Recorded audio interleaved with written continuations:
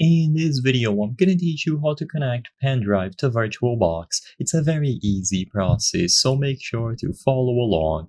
If you have a Pendrive or a USB flash drive, you will be able to use it within VirtualBox. So what you have to do is use USB pass-through. So to enable this and make sure that your USB flash drive can be read when you are inside of any OS on VirtualBox, you will need to download the extension pack. So after you download the most current release of VirtualBox, you will need to download the extension pack. You will have support for USB 1.0, 2.0, and 3.0.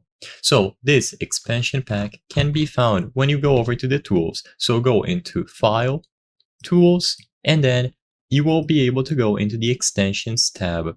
You can also download the extension pack from the website, but this is going to be a most straightforward way to do it, and you can do it directly through the app itself. So all that you have to do is choose File, Tools, Extensions, and you will be able to install the latest version of the extension pack. The good thing about doing it inside of the program itself is that you will not have to worry about compatibility. It is going to automatically detect the version and install the latest one for you. So just choose the option to install, and immediately upon installing it, you can go to the settings of any specific OS that you have, and you will find the USB category now.